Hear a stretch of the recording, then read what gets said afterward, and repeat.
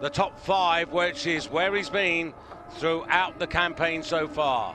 Andy Sternen now looking for a season's best. Sternen, that unfortunate fall yesterday.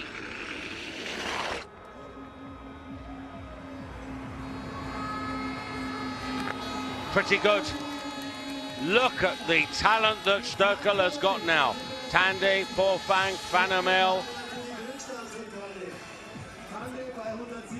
And they're all delivering at the moment, and 132.5 now. Take into account the advantage that Sternen had over his teammate. Over 11 points, over 5 meters. This surely has to be the new leader. It's a Norway 1-2, but Sternen goes into first place here. Stalmark's unanimity amongst the judges, and Andy Sternen denies Tande another slot up the ladder there. So Norway, Aman third, Carl Geiger off the podium, and now Petar Prejoc for Slovenia. Petar Prejoc, one of our 8 previous winners here in Engelberg. And the second one just falls away from him there. And Prejoc, never better than 13th in any of the competitions. He's been not that consistent. And the order will stay the same: Sternen, Tande, Aman.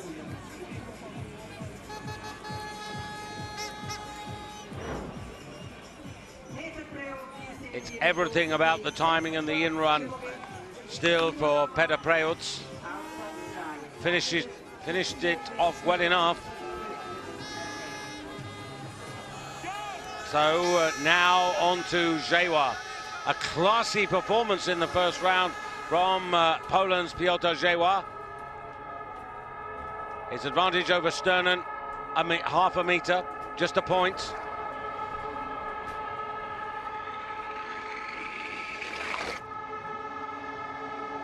Very fluent. Look at that, and that, I have to say, is Piotr Jewa's best day at the office for the whole of the first period of this season. No question about it. 133 meters to go with his first round distance of 134. Now Sternen got 132.5 meters. He's got that advantage over Sternen. Stalmarks are every bit as good as the Norwegian. Backwind support not quite as much, so this is tight. Sternen got 4.2 points compensation, but Jewa's there. Yes. And remembering that from here on, there's only 7 more to come, so he can't be worse than 8th, and he's got a season's best, Jewa, whatever happens. Now Vellinger, already a winner this season in Russia.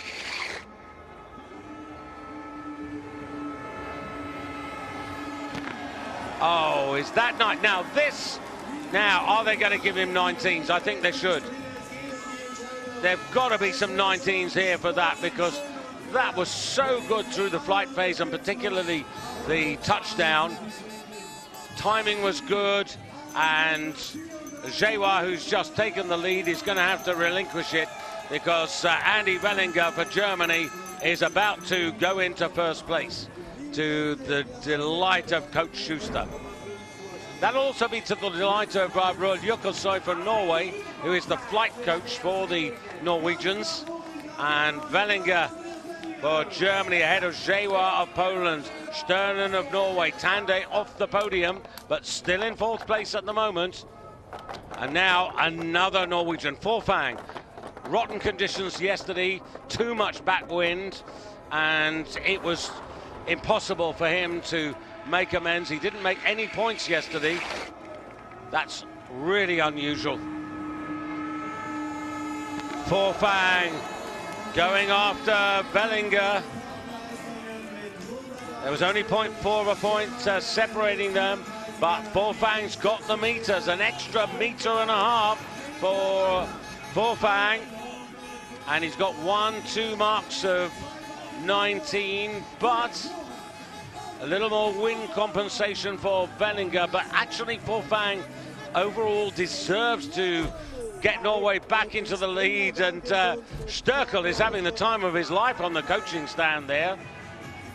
Now, has he got the new leader? I think he has.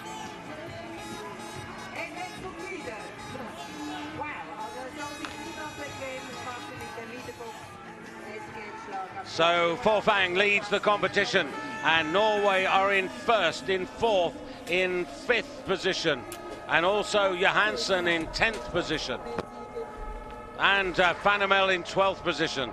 You get my drift. Now Kraft flying the Austrian flag. He's the only one who really is, and that's nice from Kraft. That's much more like it. And Stefan Kraft, 134.5 now, chasing Forfang. He had an advantage of a good half meter. Now the style marks here for Kraft are some of the best we've seen in recent weeks. Again, 1, 2, 3 marks of 19, more backwind compensation. Kutin having a little prayer there. Is this good enough to edge ahead of Forfang? Once again, it's very tight. And he's there. He's there by 1.3 points. He's virtually maintained his advantage over Forfang from the first round, as we move now to Markus Eisenbichler for Germany. What an opportunity for Markus to get a season's best. He was fourth in Russia in the second of the 2 competitions there. Needs to finish this off with a stable landing. And that's not too bad.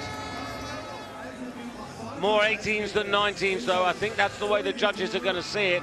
132 meters. He's got no advantage to speak of, just 0.1 over Stefan Kraft, so he's not going to overtake Stefan Kraft. And 3 to go, and Kraft, Forfang, Vellinger, the 1, 2, 3 here, and Eisenbichler, big wind, backwind compensation, and that's got him onto the podium.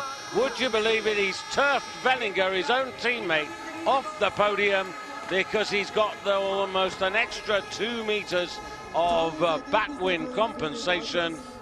Has justice been done?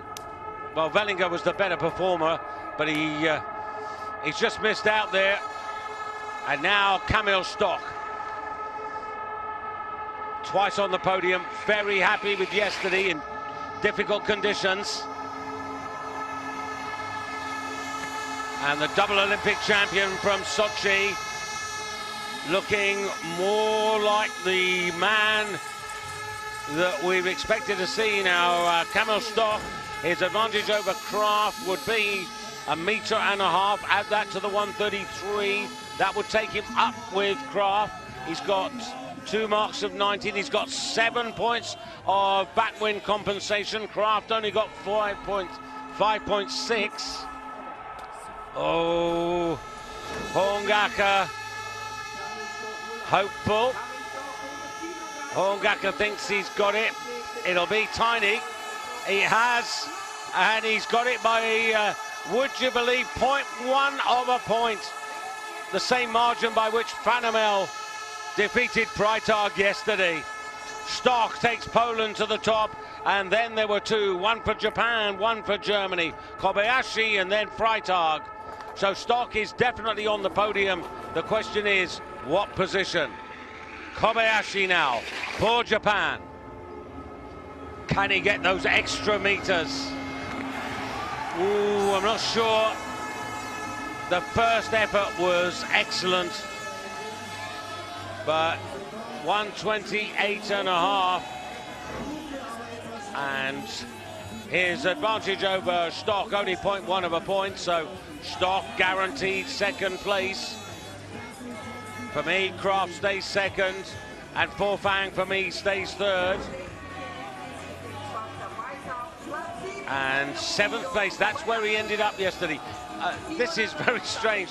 He was second at halfway yesterday, second at halfway today, 7th he ended up yesterday, 7th he is at the moment. But now the man who is going for his 3rd victory of the season, his 8th career success, the man who is in the best shape of everybody, and it's Richard Freitag, and his advantage over Camel Stock, more than 2 meters. Stock 133. Where is Freitag going? Aggressive, attacking, and he's won it. He has won it. He's taken it away from Camel Stock. Superb.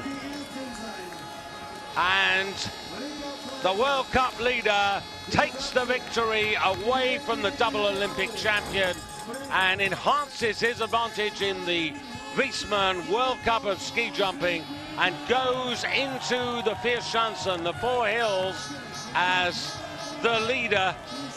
And what a reception he will receive in Oberstdorf when he arrives there as the best ski jumper after the first period of competition in the 2017, soon-to-be 2018 season. And he's won it 286.4 points. He had an advantage of 4 points over Stock. He's extended that to 6.4 points. He wins by more than 3 meters when you translate into distance. Freitag for Germany, Stock for Poland, Kraft for Austria. That's your 1, 2, 3. The best Norwegian, Forfang in 4th place. Eisenbichler in 5th place there. And that not quite equaling his season's best. Wellinger in 6th place, which is where he ended up yesterday. Jewa, a season's best in 7th. And then Sternen, an excellent 9th place finish for him. That will boost his confidence. That's the season's best, as you see the official results here. Kobayashi into 8th, but still in good form. And Tande completing the top 10. Daniel Andre Tande, ultimately from 21st up into the top 10. A great recovery, just ahead of Seaman Aman, who finishes in 11th place, Seaman Aman, and that is also